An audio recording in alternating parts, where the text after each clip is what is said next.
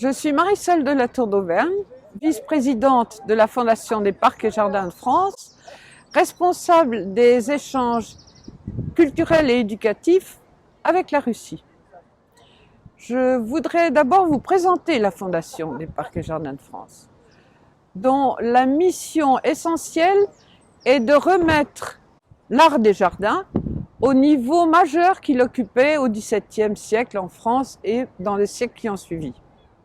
Et puis, d'aussi grande importance, bien sûr, la préservation et la restauration des jardins monuments historiques. La coopération de la Fondation avec la Russie a commencé en 2010, parce que 2010 est l'année franco-russe et j'ai été sollicitée par le directeur de l'Institut français de Saint-Pétersbourg à venir comme conseil pour la création de jardins français sur les bords de la Neva, dans le cadre du Festival des Jardins Impériaux de Saint-Pétersbourg.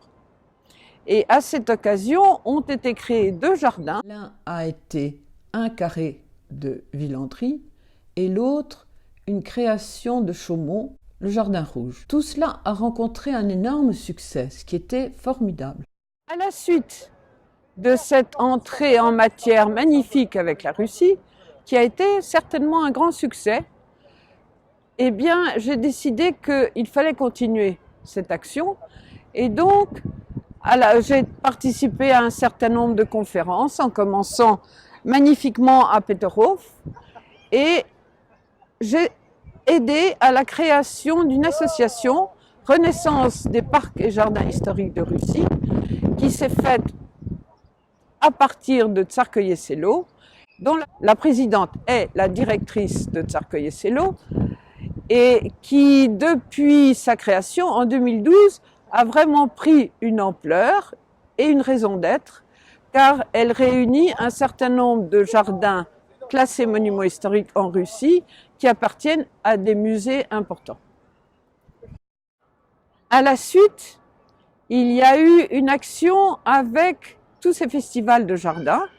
Bien sûr, le tout premier des festivals, celui de Saint-Pétersbourg, qui a continué pendant plusieurs années, avec à chaque fois des créations de jardins français que je faisais avec des paysagistes français ou un paysagiste russe qui après a recréé le même jardin franco-russe au Moscou Flower Show. Et pendant 2 années de suite, au Moscou Flower Show, j'ai fait créer des jardins français par des artistes français, ce qui était très intéressant. Et ensuite, participer à des créations de jardins et des colloques à Voronezh, à Yasnaya Poliana, à Rostov-le-Grand, à Vologda et ailleurs encore. Donc ça a été une découverte de la Russie qui est de plus en plus entrée dans mon cœur. Et j'ai compris qu'il était très important de développer ces liens humains, d'amitié et ces relations entre la France et la Russie. Parce que la meilleure compréhension entre les hommes passe par le cœur et l'intelligence, et pas forcément par la politique. Il y a quelque chose de tout à fait remarquable en Russie, c'est cette création de forums. Le forum de Yasnaya Poliana est un excellent exemple. Mais il y en a d'autres qui sont de grande qualité, bien sûr aussi. Je pense par exemple au tout récent de Moscou, qui a démarré en fanfare cette année, mais il y a celui qui lui est antérieur, de Saint-Pétersbourg, qui se passe chaque année et qui est vraiment la grand-messe de la culture en Russie, qui réunit de nombreux acteurs dans tous les domaines de la culture, venant de toute la Russie, mais aussi des étrangers qui participent et apportent un renouveau dans les idées. Et à cette occasion, j'ai eu l'honneur de rencontrer le président Poutine et de pouvoir, je l'espère, le sensibiliser à l'intérêt de la préservation des jardins historiques et des monuments historiques. Parce que vous en êtes si riche en Russie, mais il y a encore tellement à faire. Et c'est là où la France peut intervenir, parce que la France a une très ancienne expérience de la préservation des monuments et des jardins. Et je dois dire que l'on possède beaucoup de savoir-faire et que la moitié du patrimoine en France est dans des mains privées. L'autre, et bien sûr, appartient à l'État ou à des collectivités locales, communales. Mais la partie privée est essentielle et toujours extrêmement dynamique. Dynamique pourquoi? Parce que les propriétaires sont les conservateurs du lieu, qu'ils ont un toit qu'ils ont toujours voulu préserver, restaurer, parce que sinon il pleut dans leur chambre. Moi, j'ai connu les cuvettes que l'on mettait dans le grenier pour empêcher que l'eau descende plus bas. C'est mon exemple personnel. Et donc, nous refaisons cette année nos toits. Tout ça pour dire qu'il y a un dévouement extrême, solidement ancré dans chaque propriétaire d'un monument qui est conservateur de son château. D'autant plus qu'il se considère comme un élément d'une longue chaîne. Une chaîne qui a commencé parfois des siècles avant et un monument qui lui a été transmis par son père, et il a la même responsabilité vis-à-vis de ses enfants, de leur transmettre un bien, alors autant que le bien soit dans le meilleur état possible. Ces propriétaires de châteaux sont des gens extrêmement dévoués, mais qui n'ont pas forcément la fortune qu'ils mériteraient, selon l'expression. Et donc, ils ont besoin d'aide qu'ils essayent de trouver auprès du ministère de la Culture, de l'État. Et jusqu'à il y a 2 ans, il y avait un système qui était très bénéfique et pour la société et pour les propriétaires de monuments et de jardins.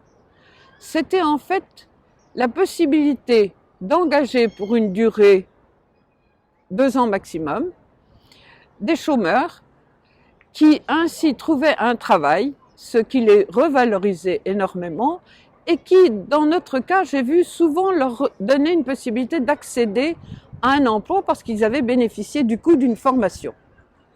Donc c'est une idée qui a été abandonnée par le gouvernement parce qu'elle coûtait cher, mais qui était très intéressante à étudier quand même à nouveau. Vous voyez qu'ici, nous sommes dans un beau cadre. Eh bien, ce sont les jardins des Tuileries qui donc entourent le Louvre. Ces jardins ont une histoire très ancienne puisqu'ils ont été créés par le nôtre pour le roi Louis XIV. Et ils s'étendaient initialement jusqu'à l'Étoile. Et puis, la ville a progressivement mangé une partie des allées, mais le tracé reste. Ces jardins qui étaient fatigués du passage des siècles et fatigués du passage permanent des millions de Parisiens ou de touristes qui venaient dedans, ont été restaurés il y a une dizaine d'années par 2 très talentueux créateurs, restaurateurs de jardins, et ils ont été restaurés dans le grand respect de la charte de Florence qui a été créée par ICOMOS en 1982 et qui donne des règles précises de restauration, disant que bien sûr un jardin a une structure initiale très importante, mais que si la marque des siècles s'est imprimée aussi différemment, si le 19e a introduit plus d'arbres qu'il n'y en aurait normalement dans un jardin à la française, eh bien il faut aussi conserver ces traces dans la mesure où elles n'atteignent pas à l'esprit du jardin. Donc il y a une nuance importante dans le respect des lieux à apporter. Et ce jardin des Tuileries est un grand succès parce qu'il allie les deux. La France a une politique extrêmement dynamique en faveur de son patrimoine et de ses jardins. Il y a donc un certain nombre d'événements, de manifestations qui sont organisées en collaboration avec le ministère de la Culture tous les ans, notamment le rendez-vous au jardin qui est devenu européen et qui existe en Russie maintenant, je crois, et qui donc tous les ans a un thème différent. Cette année, par exemple, il va inciter les gens à regarder d'un œil nouveau tout ce qui existe comme animaux dans un jardin. Alors ça peut être la sculpture, ça peut être des topiaires, des végétaux taillés en forme d'animaux, etc. Ou des animaux réellement existants dans le jardin. C'est donc une façon d'attirer un nouveau public dans les jardins qui marche très bien. Il y a aussi bien sûr les journées du patrimoine en septembre, qui tous les ans aussi ont un thème différent. Et donc tout cela est un accent fort mis sur les jardins qui amène l'intérêt de plus en plus de gens dans les jardins. Et comme il y a un sentiment aussi de besoin de respecter plus la nature, nos jardins doivent devenir exemplaires dans les traitements bio qui font qu'ils doivent introduire des insectes pour lutter contre des prédateurs, que l'on doit traiter différemment les sols, etc. Et un des grands champions de ce traitement biologique est Villandry, qui depuis plusieurs années est passé complètement à l'entretien naturel. Donc c'est une chose difficile, mais à laquelle on doit tous arriver progressivement. Et maintenant, j'aimerais terminer par une invitation et vous dire à quel point j'ai été magnifiquement reçue toujours en Russie et à quel point j'aimerais vous recevoir en France de la même façon. Et je pense que c'est une chose qui est facile à organiser pour moi.